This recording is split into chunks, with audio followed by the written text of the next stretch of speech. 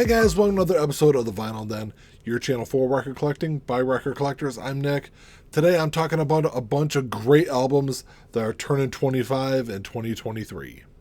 There's a bunch of links down below. Make sure you go check them out. There's links for the Vinyl Den Facebook group, for our merch page, for the Spotify and Apple Music weekly playlist that we put together, and also the Patreon page. So make sure you go check all that out. Of course, if you enjoyed the episode, make sure you give me the old thumbs up. Hit that subscribe button down below. And make sure you hit that notification bell so you're notified every time I release new episodes. So the last couple of years I've been doing these videos, kind of looking back at albums having big milestone anniversaries that year. So these are all albums that were released back in 1998.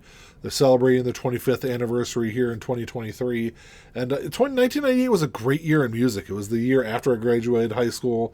And, a lot of these albums really kind of take me back to that point in time in my life. And it's always kind of fun. I love kind of digging through a lot of this stuff. I will say that some of this stuff makes me kind of feel old, thinking that this stuff came out 25 years ago. But just a bunch of great albums.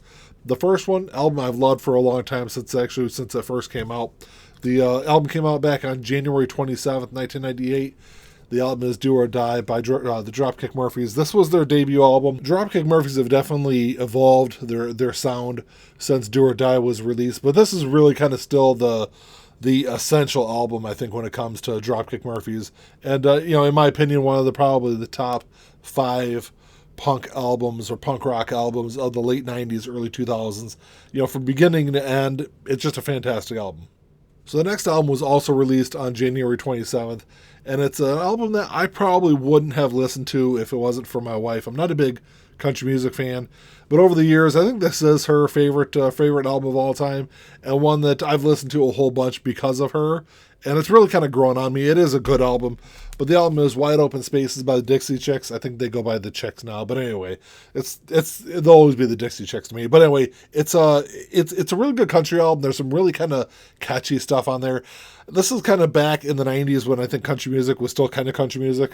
Over the years, a lot of the stuff that's come out in the 2000s isn't country music to me. It's more like just southern pop music. But this is back when country music, I think, was a little different than the stuff they have now. This is like a transition period, I think, really. This is when country music started to becoming a little more poppy. But, for being a country album, I think it is a really good album.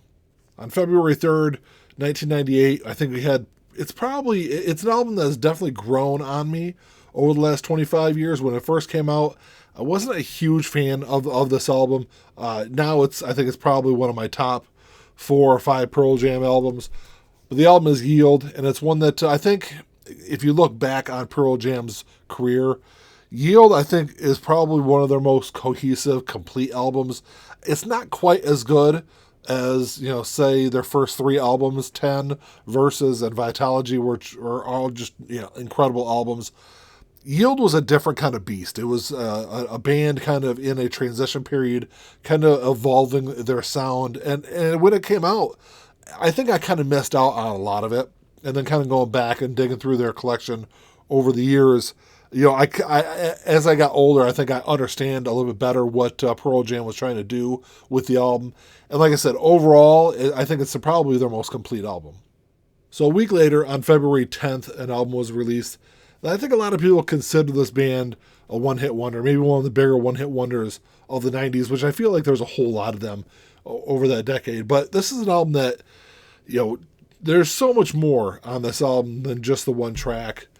The album is All the Pain That Money Can Buy.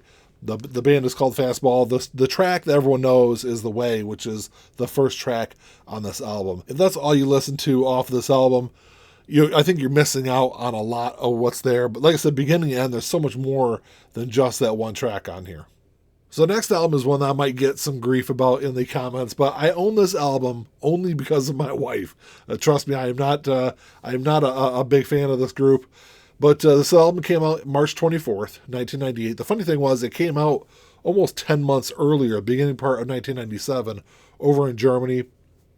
Because my wife she was in foreign exchange when she was in high school, and heard this album before it actually came out here in the U.S. But it kind of blew up on the scene in 1998 here, and I think really kind of sparked a lot of that like boy band craze in the late 90s, early 2000s. Of course, that album is the self-titled debut for NSYNC. Like I said, I'm not an NSYNC fan. I'm not a boy band fan. It's an album that I can tolerate. I think listening to this album, it sounds very specific to that late '90s period. It's for being a pop album, it's really not that bad though, I think.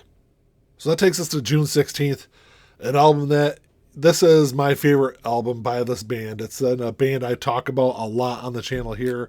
You guys know I'm a big punk rock fan. The album is Slowly Going the Way of the Buffalo by MXPX. This was the album that actually got me into the band. I want to say it was so this album came out in June, so it was probably July or August of 1998 was the first time I heard this album. I was instantly sucked in, and I've been a huge fan of theirs ever since. But as far as punk rock albums would go, especially late 90s punk rock, this is a really good one. Obviously, it's not a hardcore punk. It's definitely on the poppier side of stuff. But, it's got some really catchy tracks on here, some great tracks overall. And it, like I said, it's probably not only my favorite album by this band, but one of my favorite albums overall. So staying in that punk rock genre, an album that came out 2 weeks after Slowly Going the Way of the Buffalo is, I would say, one of the top 2 punk albums of the 1990s. Just an absolutely incredible album. The album is Life Won't Wait. The band is Ransom. This is an album that when this came out, I was a big fan, of course, when And Out Come the Wolves came out, was at 95, I think. So by the time 1998 rolled around and this album came out, I don't think this album left my CD player in my car for probably, 4 or 5 months straight. I just always listened to it. And it's this and Out Come the Wolves are, at least in my opinion, the best 2 punk albums of the 90s. It still has kind of Rancid still kind of fits in that pop punk genre, even though I hate that term. I always just call it punk rock. It has some poppier elements to some of it, but it still has it still can appeal to some of those hardcore punk fans of the 90s. It's got a great mixture on it, I think. The next album was released on July 14th, 1998, and it's an album that, to be completely honest, I didn't listen to until probably about a year ago, or maybe within the last year, I finally got a chance to actually sit down and listen to it. But it's a fantastic album. The album is Happy Pills by Candlebox. Of course, a lot of people know Candlebox's debut album. I think Lucy was their second album, was probably not as popular, definitely not as popular as the debut album. And I think for me, when I listened to Lucy the first couple of times, I felt like it was an okay album. Like I said, their self-titled album was a fantastic album. I was really kind of blown away by it when it came out. Lucy wasn't as good. So I think when Happy Pills came out in 98, I was definitely moved on to, punk rock and I was listening to ska at that time. And, I'd moved in a bunch of different other directions and really never gave this album a shot, like I said, until within the last year. But if you haven't listened to Happy Pills, in my opinion, I think it's Candlebox's best album. It's overall just some fantastic tracks on here. Yeah, are tracks on here as good as a couple of those singles off of their debut album? Maybe not, but I think overall it's a much better album.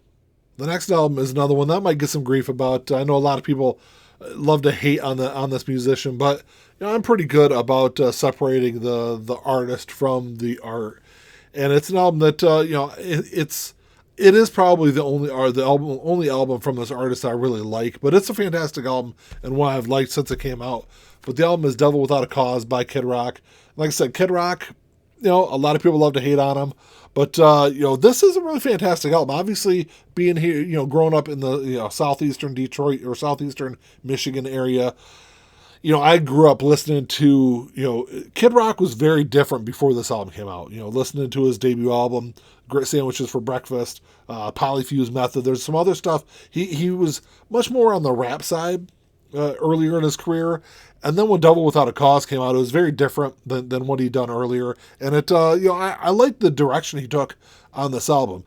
Since then, I've never been able to get into any like the country stuff and stuff like that he's done after this album came out. But I think overall, this is an album that, even though a lot of people love to hate on him, it's still a really, really good album.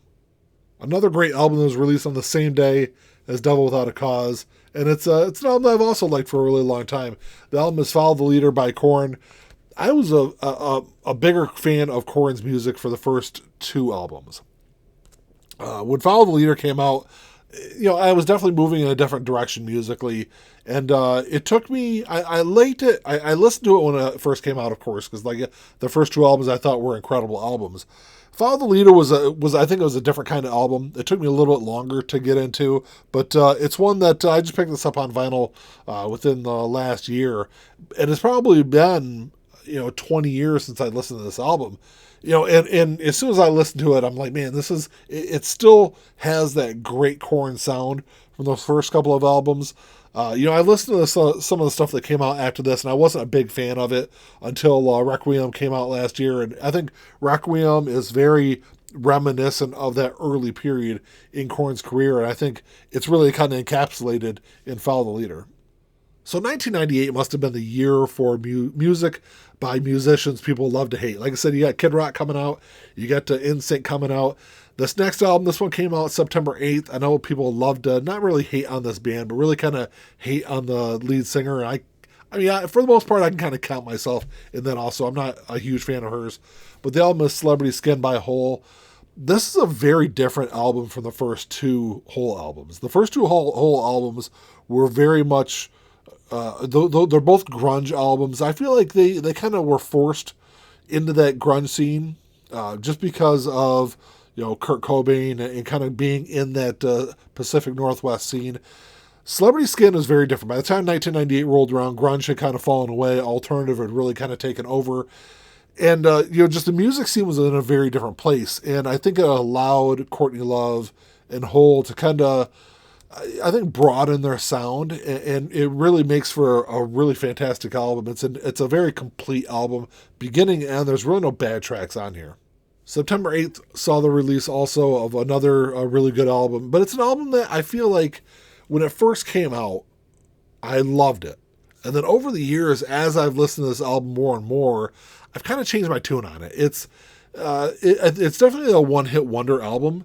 And I really loved the entire album when it first came out. And over like the last couple of years when I've kind of gone back, this was an RSD exclusive, or I don't know if it was an exclusive, but it was an RSD release from last year. And the more I've kind of listened to this album over the last year, I really only kind of like that one track. But the album is Whitey Ford Sings the Blues by Everlast.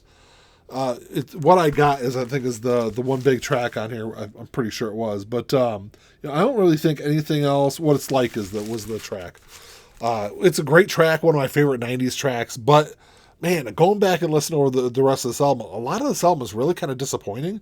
But I think the strength of at least a couple of songs off the first side on this make it a really good album. At least in my opinion, it's an album worth owning for those like 2 or 3 really good tracks. Like I said before in the episode, by like the late 90s, I was really into punk and ska.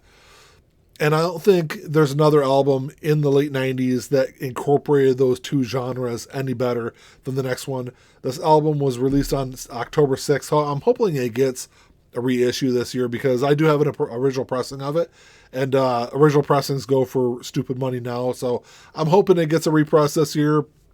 They did with their previous album last year. They did a 25th anniversary release of it. But the album is Hello Rockview by Less Than Jake.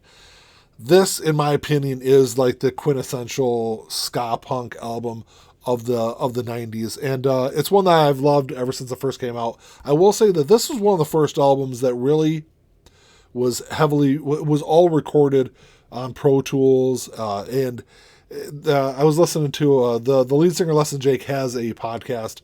And on one episode, he was talking to the producer of this album on there. And they were talking about, ever since when I first listened to this album, I guess I should kind of go back a little bit. When I first listened to this album, there was always something that kind of stuck out to me.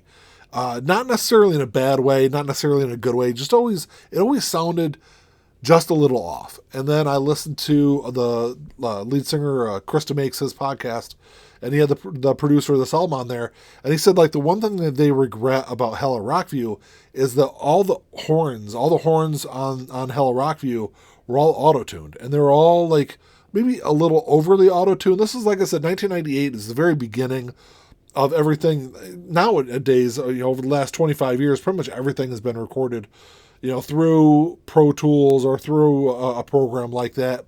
And I've touched on it before. Almost everything is auto-tuned also over the last 25 years in a subtle way, mostly. But kind of going back and listening to the horns on this album, I can really I can hear it now. And I think it's really the one thing that kind of sticks out to me. But like I said, even with that being an issue, even though it's not really an issue to me, beginning to end, like I said, I think this is the best ska punk album of the 90s. The last album on my list came out November 17, 1998. And it's an album that I think maybe took me a little bit longer to get into over some of the band's earlier work, just because of how different the sound on this album is. Even though a lot of people, it had a lot of mainstream success and a lot of people really loved it. But the album is Americana by The Offspring. And this is an album where I feel like The Offspring really kind of made a conscious effort to be a little bit more mainstream. And it worked. I think this is their highest selling album of all time. But, I think it really kind of lost some of the edge that some of their earlier stuff has. And, I'm not knocking the album. It is a really good album. It's one that, I like enough to own on vinyl. But I think it doesn't quite live up to some of their earlier stuff. Well, that's all I got for you today, guys. Hopefully that episode wasn't too long. I tried to kind of keep some of my comments a little shorter than I really wanted to. But drop me a comment down below. Let me know what some of your favorite albums are that are turning 25 in 2023, because there were so many of them. I had over 20 of them, so I had to cut quite a few things out. This is not the end of this list. I could have went on for a lot longer, but there's so many great albums that came out that year. But let me know what you guys think. If you enjoyed the episode, make sure you give me the old thumbs up. Hit that subscribe button down below. And that's all I got. Until next time, keep on spinning. Peace.